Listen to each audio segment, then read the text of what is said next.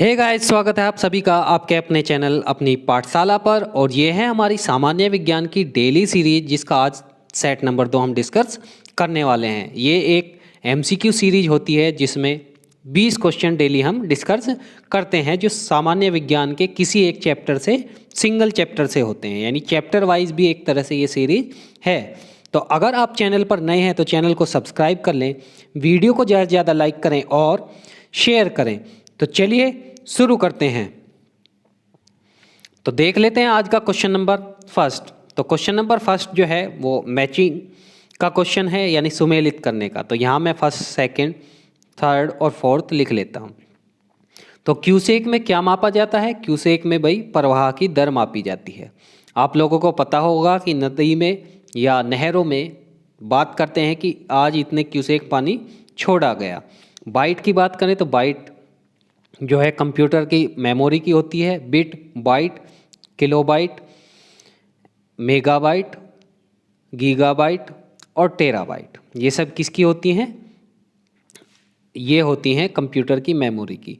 जब मैं बिट से बाइट में जाता हूं तो एक बाइट में 8 बिट होते हैं और फिर 1024, 1024, 1024, यानी जितनी बार भी आप जंप मारेंगे तो 1024 लिखना पड़ेगा। यानी अगर मैं केबी से एमबी में जाऊंगा तो मुझे 1024 का जंप मारना पड़ेगा। एमबी से जब मैं जीबी में जाऊंगा तो यहाँ भी मुझे 1024 का जंप मारना पड़ेगा।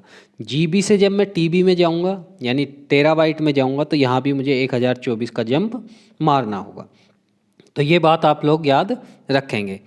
अब बात करें तीसरे की, तो तीसरा रिएक्टर स्केल। रिएक्टर स्केल में भूकंप की तीव्रता मापी जाती है और इसका जो ग्राफ होता है वो नोट करेंगे, सिस्मोग्राफ होता है। सिस्मोग्राफ। बार की बात करें तो बार में दाब को मापा जाता है, यानी BCAD मेरा क्या हुआ? सही आंसर हुआ। नेक्स्ट क्वेश्चन देख लेते हैं, क्वेश्चन नंबर 2। क्वेश्चन नंबर 2 है कि इलेक्ट्रॉन वोल्ट जो है किसका मात्रक है? तो इलेक्ट्रॉन वोल्ट जो है भाई नाभिकीय ऊर्जा का मात्रक है। ये नाभिक में इलेक्ट्रॉन की जो, नाभिक के बाहर जो इलेक्ट्रॉन की जो गति होती है उसमें जो गतिज ऊर्जा होती है उसको काउंट करता है। बात करें अन्य चीज़ों की, तो अन्य चीज़ों में जो है भाई आपका एक तो विद्युत धारिता आया और एक चुंबकीय तीव्रता आया और एक चुंबकीय फ्लक्स का आया। तो इनके भी आप नोट करेंगे, इनके नोट करेंगे। विद्युत धारिता का मात्रक होता है भाई फैराड। विद्युत धारिता का नोट करेंगे, क्या होता है? फैराड। चुंबकीय तीव्रता की बात करें तो चुंबकीय तीव्रता का आप लोग नोट करेंगे ओरस्टेड। ओरस्टेड।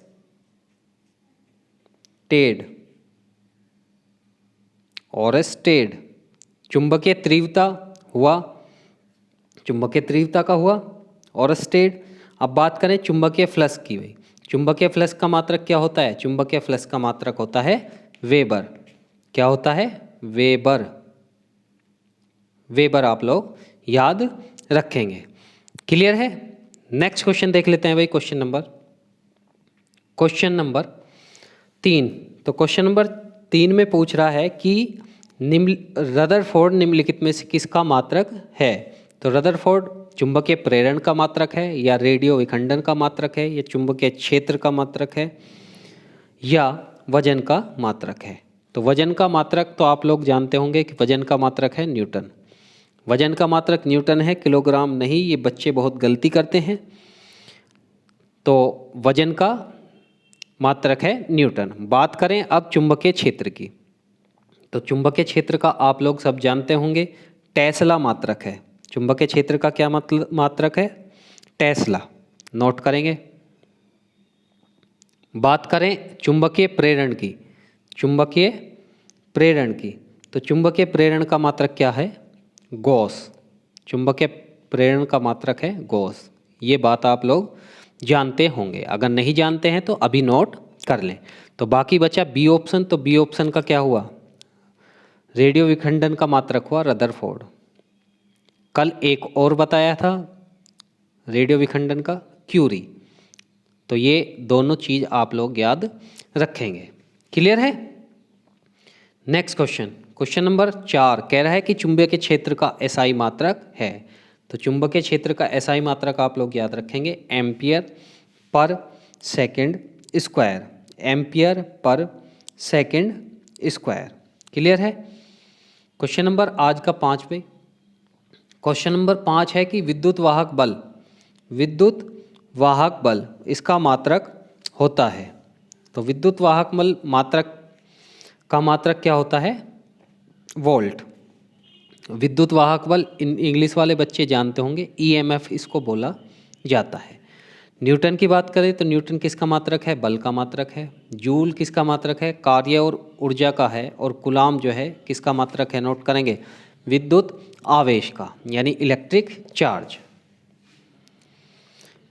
नेक्स्ट क्वेश्चन देखते हैं कि क्वेश्चन नंबर 6 है कि एक बार में कितने पास्कल होते हैं? एक बार में कितने पास्कल होते हैं? तो आप लोगों को 2-3 चीज़ें याद रखनी है कि भाई 1 जूल में कितने अर्ग होते हैं? 10⁻7 अर्ग। एक याद रखना है कि 1 न्यूटन में कितने डाइन होते हैं? 10⁵ डाइन, 10⁵ डाइन। और एक तीसरी बात याद रखनी है कि भाई एक बार में कितने पास्कल होते हैं? यहाँ भी एक बार में कितने पास्कल होते हैं? 10⁵ पास्कल होते हैं। अब बात यह है कि भाई पेपर में आप लोगों को याद नहीं रहा तो आप लोग कैसे करेंगे? आप लोग कैसे करेंगे? तो देखिए मैं आपको तरीका बता देता हूँ। जैसे भाई मुझे न्यूटन से डाइन में चेंज करना है, न्यूटन से चेंज करना है किस में? डाइन में। तो ये एक एम के एस पत्ती का मात्रक है, ये सी जी एस पत्ती का, ये एम के एस पत्ती का है और ये सी जी एस पत्ती का है। क्लियर है। एम के एस में इसका मात्रक क्या होता है? बल बराबर द्रव्यमान गुना त्वरण होता है, यानी किलोग्राम मीटर प्रति सेकंड स्क्वायर। और इसमें होता है ग्राम सेंटीमीटर और सेकंड स्क्वायर। यानी ये तो मुझे चेंज करने नहीं पड़े, ये चेंज करने पड़ेंगे। अब देखिए 1 किलोग्राम में कितने ग्राम होते हैं? 1000, यानी 10⁻3 तो यहाँ आई। और 1 मीटर में कितने सेंटीमीटर? 100, 10⁻2 यहाँ आई। तो यानी टोटल कितना हुआ? 10⁻5। आई होप आपको समझ में आ गया होगा और ये चीज़ आपको किसी ने बताई भी नहीं होगी। तो अगर पेपर में याद नहीं है तो हम निकाल सकते हैं। निकालने का तरीका समझ लें और आप तभी निकाल सकते हैं जब दूसरी चीज़ों को आप तेज़ी से करेंगे। नेक्स्ट क्वेश्चन, क्वेश्चन नंबर भाई 7, क्वेश्चन नंबर 7। तो क्वेश्चन नंबर 7 है भाई कि निम्नलिखित में से कौन सा समुद्री गहराई का मात्रक है? तो क्यूसेक अभी मैंने बताया, क्यूसेक जो है किसका मात्रक है? क्यूसेक है प्रवाह की दर का। क्लियर है। और फैदम जो है समुद्री गहराई का मात्रक है, फैदम समुद्री गहराई का मात्रक है। बैरल की बात करें तो बैरल जो है एक तरह से आयतन का मात्रक है, ब्रिटिश आयतन का मात्रक है, यानी ब्रिटिश इसको ज़्यादा मापते हैं। तो एक बैरल में 149 लीटर होते हैं। एक बार इसमें थोड़ा सा डाउट है तो आप एक बार चेक कर लेंगे और चेक करके कमेंट बॉक्स में मुझे बताएंगे। Next question, question number 8। Question number 8 है कि एक खगोलीय इकाई निम्नलिखित में से किसके बराबर होती है? तो एक खगोलीय इकाई, कल मैंने बताया था कि एक एस्ट्रोनॉमिकल यूनिट जो है वो सूर्य और पृथ्वी की औसत दूरी के बीच, औसत दूरी के बराबर होता है। और सूर्य और पृथ्वी के बीच की औसत दूरी है 1.496 इंटू 10⁻11 मीटर। ठीक है। अब आप लोग क्या क्या नोट करेंगे? आप लोग दो चीज़ और नोट करेंगे। एक तो एस्ट्रोनॉमिकल यूनिट नोट की आपने, एक प्रकाश वर्ष, एक लाइट ईयर किसके बराबर होता है? एक लाइट ईयर बराबर होता है भाई लगभग 9.5, कहीं कहीं 9.46 भी है, 9.5 भी है, 10⁻15 मीटर। क्लियर है। अब आप ये एक याद करेंगे कि एक पारसेक किसके बराबर है? एक पारसेक किसके बराबर है? तो भाई एक पारसेक बराबर है 3.08 गुना 10 की पावर 16 मीटर के, 10 की पावर 16 मीटर के। क्लियर है? तो ये बात आप लोग नोट कर लेंगे, या यहीं पर क्या ले लो, एक स्क्रीनशॉट ले लो। ये लाइट ईयर है यानी प्रकाश वर्ष है, ये पारसेक है, और पारसेक जो है दूरी का सबसे बड़ा मात्रक है। क्लियर है? तो इसका आंसर क्या हुआ बच्चों? इसका आंसर हुआ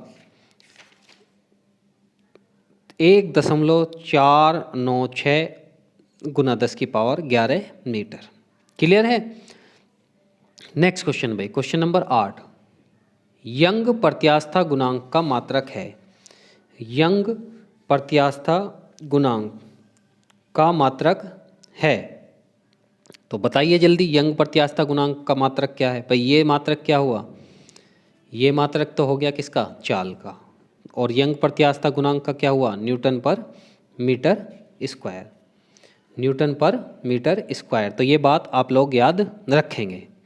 क्वेश्चन नंबर 10 है भाई आज का, कि निम्नलिखित में से कौन सी एक सदिश राशि नहीं है? तो कल मैंने बताया था कि सदिश राशि यानी वेक्टर क्वांटिटी वे राशि होती हैं जिनमें परिमाण के साथ साथ उनकी दिशा भी आवश्यक होती है, और अदिश राशि वे होती हैं जिनमें परिमाण की केवल आवश्यकता होती है, दिशा की आवश्यकता नहीं होती है। तो इसमें बताना है कि सदिश राशि नहीं है, यानी अदिश मुझे बताना है कौन सी है। तो संवेग भी सदिश है, वेग भी सदिश है, द्रव्यमान कोणीय वेग भी सदिश है। आंसर क्या हुआ मेरा? आंसर हुआ बच्चों द्रव्यमान। तो आप लोग एक बात नोट करेंगे कि द्रव्यमान कैसी राशि है? एक अदिश राशि है, सॉरी अदिश राशि है। एक बार फिर रिपीट कर देता हूँ, आई रिपीट, द्रव्यमान एक अदिश राशि है। द्रव्यमान एक स्केलर क्वांटिटी है। नेक्स्ट क्वेश्चन, निम्नलिखित में से कौन सी अदिश राशि है? इंग्लिश वाले बच्चे देखेंगे कि निम्नलिखित में से, यानी which of the following scalar quantity, scalar quantity मुझे बतानी है। तो देखिए, बल आघूर्ण एक स्केलर क्वांटिटी नहीं है, संवेग एक स्केलर क्वांटिटी नहीं है, जो ऊर्जा है वो एक स्केलर क्वांटिटी है यानी अदिश राशि है। बल और संवेग दोनों कैसी राशि हैं? सदिश राशि हैं। नेक्स्ट बताना है कि निम्नलिखित में से कौन सी एक सदिश राशि है। तो अभी पिछले क्वेश्चन में हमने डिस्कस किया कि संवेग एक कैसी है? सदिश राशि है। तो इसका आंसर क्या हुआ? संवेग इसका मेरा आंसर हुआ। बाकी कार्य, ऊर्जा और दाब जो है आपकी अदिश राशि हैं। नेक्स्ट क्वेश्चन देख लेते हैं। क्वेश्चन नंबर 13 आज का पूछ रहा है कि निम्नलिखित में कौन सी सदिश राशि नहीं है? सदिश राशि नहीं है तो विस्थापन भी सदिश राशि है, बल भी सदिश राशि है, वेग भी सदिश राशि है। तो आंसर मेरा क्या हुआ? आंसर हुआ आयतन। क्लियर है? क्वेश्चन नंबर 14 में कह रहा है कि निम्नलिखित में से कौन सी एक व्युत्पन्न राशि नहीं है? व्युत्पन्न, पहले बात तो व्युत्पन्न और मूल राशि। तो मूल राशि वे राशि होती हैं जिन्हें प्रदर्शित करने के लिए मुझे किसी अन्य की आवश्यकता ना पड़े। एक मैं बात करूं तो एक तो बात करूं लंबाई की, और एक बात करूं मैं चाल की। तो चाल बराबर आपको पता होगा दूरी बटे समय है, दूरी बटे समय। तो चाल को प्रदर्शित करने के लिए दूरी की और समय की आवश्यकता होती है। दूरी यानी लंबाई की और समय की आवश्यकता होती है, जबकि लंबाई को प्रदर्शित करने के लिए कोई फॉर्मूला बना हुआ नहीं है। तो अब देखिए मूल राशि कौन कौन सी होती हैं। कल मैंने क्वेश्चन पूछा था, किसी ने आंसर नहीं दिया, तो अब मैं बता देता हूँ। मूल राशि लंबाई, नोट करते चलेंगे आप, द्रव्यमान, लंबाई, द्रव्यमान, समय, लंबाई, द्रव्यमान, समय, तापमान और विद्युत धारा,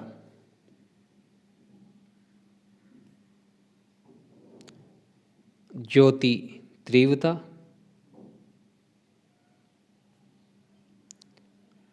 और पदार्थ की मात्रा। नेक्स्ट नोट करेंगे पदार्थ की मात्रा। ये 7 हमारे क्या होते हैं? मूल मात्रक होते हैं। तो अब इन 7 से अलावा कौन सा है? व्युत्पन्न राशि, भाई द्रव्यमान नहीं है। अभी हमने पता करा कि द्रव्यमान, लंबाई, समय, विद्युत धारा, पदार्थ की मात्रा, ज्योति तीव्रता और तापमान हमारा क्या होता है, मूल मात्रक होते हैं या मूल राशि होती है। नेक्स्ट क्वेश्चन, क्वेश्चन नंबर भाई 15 कह रहा है के केल्विन, केल्विन किसकी इकाई है, तो केल्विन किसकी इकाई है, ये तापमान की इकाई है, ये तापमान की इकाई है।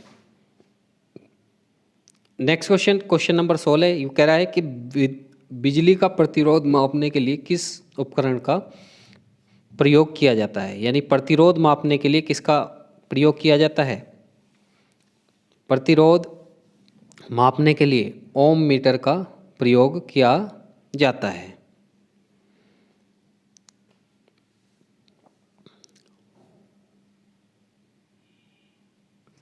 बात करें गैल्वेनोमीटर की, तो गैल्वेनोमीटर से क्या मापा जाता है, ये मापा जाता है कि विद्युत धारा की उपस्थिति है या नहीं है, विद्युत धारा की उपस्थिति है या नहीं है। क्लियर है। नेक्स्ट क्वेश्चन देख लेते हैं, क्वेश्चन नंबर आज का 17। क्वेश्चन नंबर 17 जो है, दूध का घनत्व मापने के लिए किस उपकरण का प्रयोग किया जाता है। तो ये क्वेश्चन बहुत ज़्यादा फेवरेट एग्जामिनर का होता है, ये बात आप लोग जानते होंगे। तो लैक्टोमीटर जो है दूध का घनत्व मापने का क्या है, उपकरण है। बात करें हाइग्रोमीटर की, हाइड्रोमीटर जो है ये द्रव का घनत्व मापा जाता है। बैरोमीटर में वायुमंडलीय दाब मापा जाता है, जबकि हाइग्रोमीटर में वायु की आर्द्रता या सापेक्ष आर्द्रता मापी जाती है। क्वेश्चन नंबर 19 अभी इसी की बात कर रहे थे कि सापेक्ष आर्द्रता मापने के लिए किसकी आवश्यकता होती है, ये होती है हाइग्रोमीटर। हाइड्रो या हाइग्रो में बिल्कुल कंफ्यूज नहीं होना है, तो हाइग्रोमीटर, हाइग्रोमीटर। नेक्स्ट क्वेश्चन देख लेते हैं कि भोजन में उपस्थित ऊर्जा को मापा जाता है, कैलोरी में, सेल्सियस में, केल्विन में। तो सेल्सियस और केल्विन में तो आप लोग जानते होंगे, इसमें तापमान मापा जाता है। तो सही आंसर मेरा क्या हुआ, कैलोरी मेरा सही आंसर हुआ। क्लियर है। तो ये वीडियो यहीं तक थी। वीडियो आपको कैसी लगी कमेंट बॉक्स में मुझे ज़रूर बताएं। वीडियो अगर अच्छी लगी हो तो वीडियो को लाइक करें, ज़्यादा मात्रा में चैनल को सब्सक्राइब करें और शेयर करें। तो इसी तरह से हम ये सीरीज 20 क्वेश्चन की लाते रहेंगे। तो ज़्यादा से ज़्यादा लाभ उठाने के लिए, दूसरों को लाभ उठाने के लिए चैनल को ज़्यादा से ज़्यादा मात्रा में शेयर करें। तो इन्हीं शब्दों के साथ मैं एक बार फिर आपसे क्या लेता हूँ, विदा लेता हूँ। मिलते हैं नेक्स्ट वीडियो में, तब तक के लिए बहुत बहुत धन्यवाद।